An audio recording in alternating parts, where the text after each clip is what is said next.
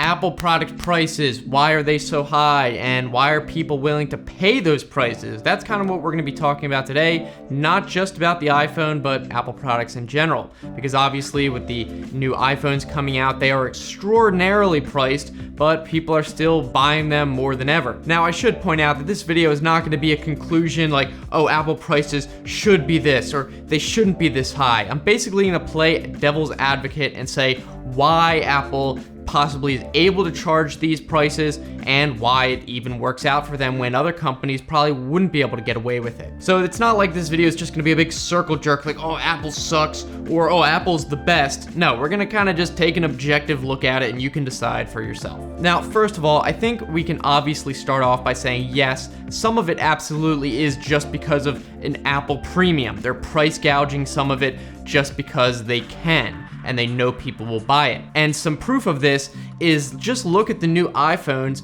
how they do not come with the Lightning to 3.5 millimeter dongle. It's how much could that thing possibly cost? And they don't include it in $1,000 phone? Like, you gotta be kidding me. That absolutely is just penny pinching and price gouging, especially considering that that dongle is apparently one of the most popular products sold at the Apple stores because people want so many of them, and yet they don't include it in the product that they know people are gonna want. So that's just kind of BS. I don't like that, and absolutely some of that price is because of gouging. However, there are actually other legitimate reasons why Apple might have higher costs for production, specifically because Apple has to design all of their hardware in-house basically, especially the processor. So they have the A12 Bionic now, and so they had to design that and then hire a company to make that processor, whereas most Android phones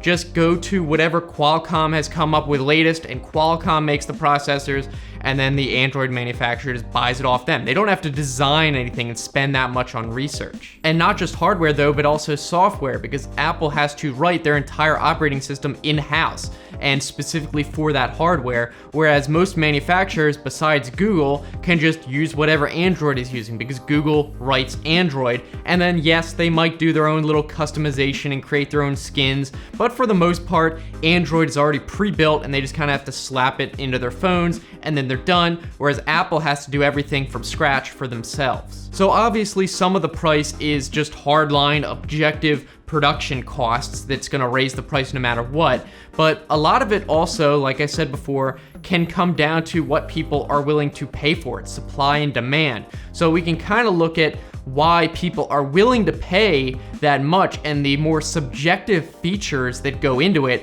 and that's definitely another factor as well. The first reason I would say is that Apple tends to not cut corners. Yeah, they make some dumb decisions that people might not like taking out the headphone jack. I don't think anyone likes that, but what they do put into the phone, they tend to do it very well, so they don't cheap out on anything at least. And kind of going back to the software in iOS is really rock solid. I mean, it's so stable compared to Android. Now, Android definitely is getting a lot better, but iOS has always been like a just gold standard of what a good mobile operating system is. It's very simple to use. People find it very easy to use. Yes, it is absolutely more restrictive, but apparently people are willing to pay for that anyway. A lot of people don't want complicated at all. They're willing to forego a lot of features that Android might have on top of the iPhone, but it's possible that they might not have ever used those features in Android anyway, so they would rather have fewer features that just work better. And obviously, I'm very generalizing when I'm talking about this kind of thing. Android has improved greatly and it is pretty solid, but really, it's still nothing compared to iOS. You just cannot argue that Android is more stable than iOS. Another big factor for why people are willing to pay, yes, iPhones are stylish. It's just a fact of life. People think that iPhones are cooler than Android. So that's another big thing, whether it's right or not. But again, we're not just talking about iPhones and iOS here, also for their laptops and the Apple Watch. It's kind of the same thing with the hardware. It's all produced in-house, and Mac OS is pretty much understood to be a lot more stable than Windows. Everyone knows, well, way back that Macs didn't get viruses. That's not really the truth anymore, but Macs are a lot easier to use than Windows. I don't think anyone would argue that they're more difficult to use than Windows, and they are much more stable. I think everyone understands that. Also, when it comes to the Apple ecosystem, everything works together. So if you have a MacBook and an iPhone, a lot of that stuff works together very easily. So for example, iMessage, you can use a lot more features of iMessage than Android, which just uses SMS at the moment. For example, you can embed rich stuff into iMessage, and if the other person has an iMessage or iPhone rather, they can get a lot more features. You can send them like stickers and stuff, and it just works better than SMS. So you really cannot ever say that SMS is better than iMessage, it just is better. And another big thing why people are willing to pay this much is because they're not actually paying this much. They're usually gonna be doing some sort of deal with their carrier. They pay a monthly fee, and then every 2 years they get a new phone, or if they're doing the iPhone upgrade program, they pay monthly, and then they trade in their phone for the new one. So a small percentage of people are actually paying this full price. So you say, oh, it's $1,000 phone, who's gonna pay $1,000? Well, no one really. There are some people, like people who wanna do video reviews on YouTube, but average people are not gonna be buying a new phone every year, for example, and they're gonna just be using a deal every couple years with their carrier. But of course, we can also keep in mind that this is gonna be the same thing with Android phones, so people are not gonna be paying full price for Android phones either. So I'm not saying that that's why iPhones are more expensive, it's just why phones in general can get away with higher prices because people are generally not paying for them full up front. Although when it does come to like MacBooks and stuff, yes, they are probably gonna have to pay the full price. That's specifically just for phones. Now, the next big thing why I think someone might be able to justify a higher price on an iPhone is because Apple tends to support their products a lot longer than Android phones do. I mean, the latest version of iPhone or iOS 12 supports phones way back to the iPhone 5S. That's what, a 2013 phone, and yet the latest version of iOS supports it. I mean, that's crazy. You have an Android phone, even Google's flagship Pixel phones only support, what, 2 years of updates?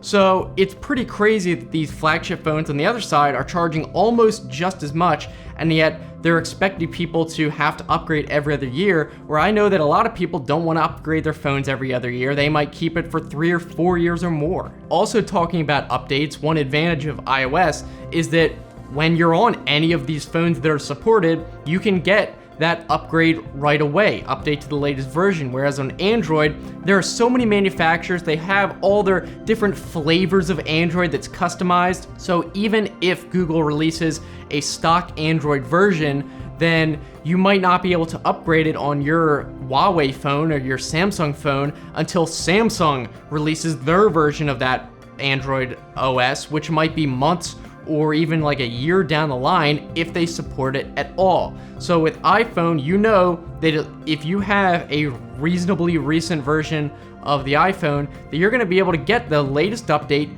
instantly as soon as you want for as long as that phone's supported, which will be a while. Whereas even with flagship phones on Android, Samsung, you have to wait several months.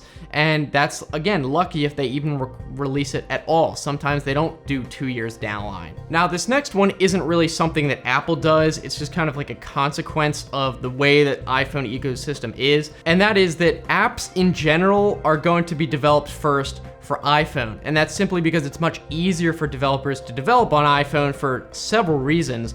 First of all, there are a lot fewer iPhones to deal with and support than there are for Android phones. I mean, there's hundreds of Android phones over the years, whereas how many iPhones are there? 12, like a dozen maybe?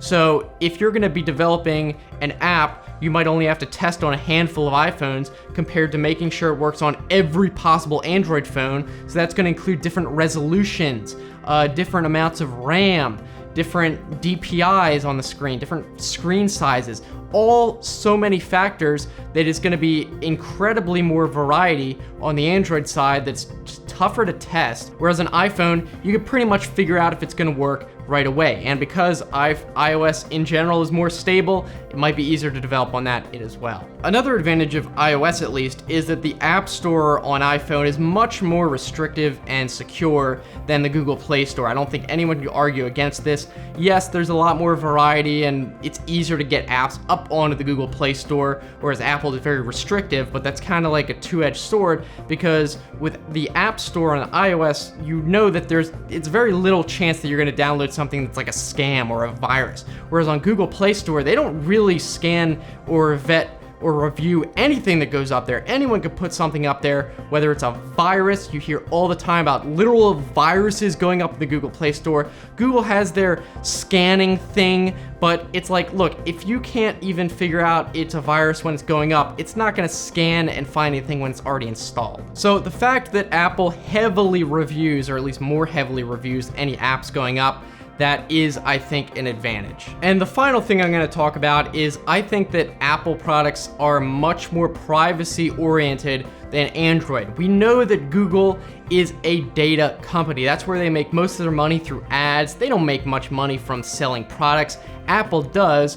So Google, they want to collect as much money and information that they can sell as they can, whereas Apple has a very, very good track record of not letting law enforcement hack into their phones and not giving up data to companies that want to sell ads. I mean, we know that Apple announced that their Safari browser is going to prevent fingerprinting, so even if they block cookies, it's going to block things like tracking of fonts. So a lot of advertisers will do that, where even if they can't see a cookie of you, they can still identify you just by the browser resolution, the fonts you have installed, all that sort of stuff. Apple does not allow that. Another thing they did recently was protect the USB port, because law enforcement, they came up with this device that you plug in and then it tries basically all the passcodes, whereas they made it so that will not work anymore. It physically disables the USB port after the phone's been locked for like an hour. So they really have been trying hard to make sure that your phone is protected